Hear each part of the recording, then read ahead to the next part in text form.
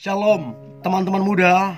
Di waktu yang baik ini saya coba berbagi hal yang sangat-sangat penting, dan engkau perlu untuk mengetahui ini, karena saya pastikan ini akan sangat menolong, sangat membantumu untuk engkau bisa bersikap dengan bijaksana dan bersikap dengan tegas.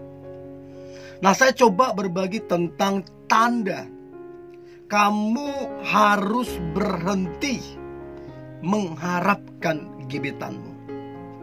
Jadi ceritanya, kamu lagi dekat dengan seseorang dan kalian berdua ya sama-sama istilahnya membuka diri lah untuk saling kenal, saling dekat.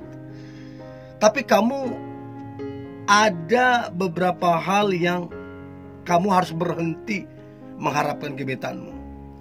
Dan itu yang coba saya bagikan, dan saya berharap engkau bisa berpikir dengan bijaksana dan bertindak dengan tegas.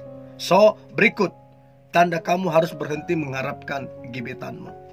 Yang pertama, gebetanmu bukan cuman dekat dengan kamu, bukan cuman PDKT sama kamu, dia juga dekat dan PDKT sama orang lain. Bagi saya, ini gak bisa dikompromi. Kamu harus berhenti mengharapkan gebetanmu. Dengarin ya, masih PDKT aja, dia bisa bagi perhatiannya ke beberapa orang. Bagaimana dengan kesetiaannya? Bagi saya, orang yang terbaik adalah orang yang fokus. Fokus dulu dikenalin satu orang ini, gimana orangnya. Gak mungkin kamu bisa fokus sekaligus 3 orang. 3 orang kamu mau PDKT, gimana kamu mau fokus? Gak mungkin. Kadang-kadang satu aja agak sulit fokus, apalagi sampai 3. Jadi kalau sampai gebetanmu PDKT sama kamu, PDKT juga sama yang lain, PDKT juga sama yang lain, ya janganlah. Berarti kamu gak spesial bagi dia. Itu yang pertama. Nah, kemudian yang kedua adalah gebetanmu belum move on dari mantannya. Nah, kalau ini ya jangan deh. Takutnya kamu cuman dijadikan pelarian. Ya, daripada dia pikir dia kosong waktunya, daripada dia nggak ngapa-ngapain, daripada dia kepikiran terus sama mantannya, ya udah sama kamu aja. Jadi pelariannya ke kamu. Jangan. Ya jangan sampai kamu pacaran sama dia, tapi hati dan pikirannya bukan untuk kamu. Hati dan pikirannya untuk mantannya. Itu kan nyesek banget tuh. Pacaran sama dia, tapi hati dan pikirannya, perhatiannya bukan sama kamu, justru sama mantannya. Jadi kalau saya sarankan, kalau gebetanmu belum move on dari mantannya, bilang ke dia, selesaikan dulu itu. Kalau kamu udah selesai dengan mantanmu baik-baik, oke. Terus yang kemudian selesaikan dulu hatimu. Udah beres enggak hatimu? Ya, itu penting banget. Jadi kamu berhenti mengharapkan gebetanmu kalau dia belum move on dari mantannya. Itu yang kedua. Sementara yang kamu perlu ketahui, yang ketiga adalah kamu harus berhenti mengharapkan gebetan karena bukan kamu prioritasnya. Ngapain kamu mau coba dekat dengan seseorang tapi dia tidak memprioritaskan kamunya? Artinya apa? Dia lebih memilih gamesnya, hobinya. Dia lebih memilih itu daripada membalas chatmu.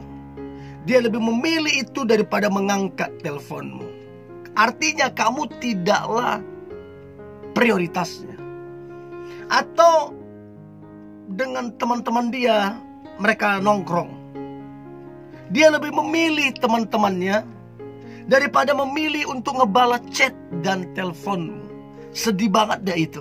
Kamu telepon, kamu chat, tapi gak dia balas, gak dia angkat. Dia lagi nyantai sama teman-temannya. Sempat-sempatnya dia gak balas. Coba lihat, karena apa? Prioritasnya hobinya, prioritasnya teman-temannya, bukan kamu. Nah, kamu harus berhenti. Karena kamu hanya akan berjuang sendiri. Masih PDKT aja udah bertepuk sebelah tangan kan gak bagus. Ya, jadi kamu bukanlah prioritasnya, itu alasan kamu harus berhenti mengharapkan gebetanmu. Itu yang ketiga. Yang keempat, dia cuekin kamu. Dia tahu kamu lagi sakit. Dia tahu pekerjaanmu lagi bermasalah. Dia tahu keluargamu lagi bermasalah. Lagi ada tantangan. Tapi dia cuek. Dia nggak mau tahu. Padahal dia tahu. Tapi dia nggak ada tindakan apa-apa. Kenapa? Karena kamu bukanlah prioritasnya. Kamu bukanlah yang ada di hatinya. So, ngapain? Itulah alasan kamu harus berhenti mengharapkan gebetanmu. Karena kamu dicuekin. Dicuekin. Sungguh dicuekin itu sangat tidak menyenangkan. Ya, jadi kamu harus tegas di situ. Itu yang keempat. Sedangkan yang kelima adalah dia tidak pernah berinisiatif untuk duluan menghubungimu. Jadi teman-teman muda, kalau kamu ingat-ingat, kalau kamu flashback ke belakang, ternyata selama ini kamulah yang berusaha untuk menghubungi dia, sementara dia nggak pernah menghubungi kamu. Kalaupun menghubungi kamu, itu bisa dihitung 1 atau 2 kali. Itu pun mungkin karena faktor kebutuhan saja.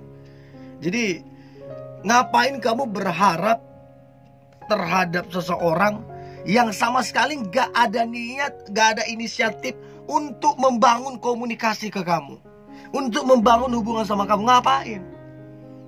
Jadi pastikan cowok itu berinisiatif menghubungimu. Entahkah itu kamu lagi istirahat makan siang, entahkah pulang kerja, entahkah malam, pokoknya inisiatif deh menghubungi kamu.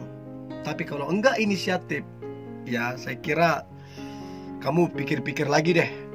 Itu yang kelima.